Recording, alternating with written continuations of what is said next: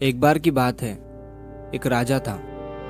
उस राजा का राज्य बहुत ही छोटा था और उस राजा के पास ज्यादा सिपाही भी नहीं थे। तो उसे हर समय ये डर रहता कि कब किधर से कोई उसके राज्य पर हमला कर दे। तो एक बार वो राजा जंगल के रास्ते से अपने महल की तरफ जा रहा था।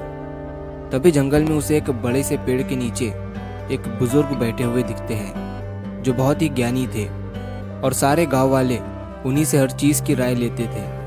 राजा अपने घोड़े से उतरकर उन बुजुर्ग आदमी के पास जाता है और उनसे कहता है, आप मुझे कोई ऐसा तावीज दे दीजिए जो मुझे बुरे वक्त से बचा कर रखे। ये सुनने के बाद उन बुजुर्ग आदमी ने राजा की तरफ मुस्कुराते हुए देखा और कहा कि मैं तुम्हें कोई ऐसा तावीज या कोई ऐसी चीज नहीं दे सकता हूँ जो तुम्हें बुरे वक्त से बचा कर रखे, लेकिन मैं तुम्हें एक ऐसा तावीज दे सकता हूँ कि जब तुम पर कोई मुसीबत या बुरा वक्त आ जाए तो उस तावीज को खोलने के बाद वो तावीज तुम्हें उस मुसीबत से लड़ने में मदद कर सकता है। लेकिन याद रखना, इस तावीज को तभी खोलना जब तुम पर चारों तरफ से मुसीबत आ चुकी हो और तुम्हारा समय बहुत खराब चल रहा हो और तुम्हारे लिए सारे दरवाजे बंद हो चुके हो। तब तुम उस तावीज को खोलना, तुम्हें उस मुसीबत से लड़ने की हिम्मत मिल जाएगी। राजा उस तावीज को लेकर वहां से चला गया। कुछ समय बीतने के बाद उस राजा के राज्य पर कुछ लोगों ने हमला कर दिया। राजा को पता था कि ये उसके साथ एक दिन जरूर होगा। राजा ने अपने सैनिकों को तैयार किया, लेकिन उस राजा के पास ज्यादा सैनिक नहीं थे और इसीलिए वो ये जंग हार। लेकिन किसी तरह से राजा एक घोड़े पर बैठकर वहां से अपनी जान बचाकर भाग निकला और वो जंगल के अंदर एक गुफा में जाकर छुप गया। लेकिन उसका पीछा करते करते कुछ सैनिक भी उसके पीछे आ गए। अब वो राजा गुफा के अंदर छुपा हुआ था और उसे सैनिकों के कदमों की आवाज आ रही थी। अब उस राजा के पास कुछ भी नहीं बचा था, सब कुछ खत्म हो चुका था।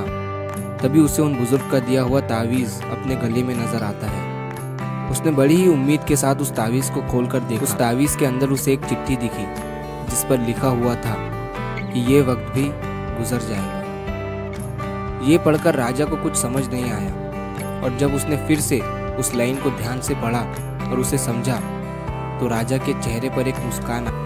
मान लो उसे कोई सहारा मिल गया हो। और फिर उस राजा ने एक गहरी सांस ली और उसने उन सैनिकों का मुकाबला किया और वहां से बच निकला और दूसरे मुल्क में जाकर फिर से उस राजा ने अपनी सल्तनत कायम की।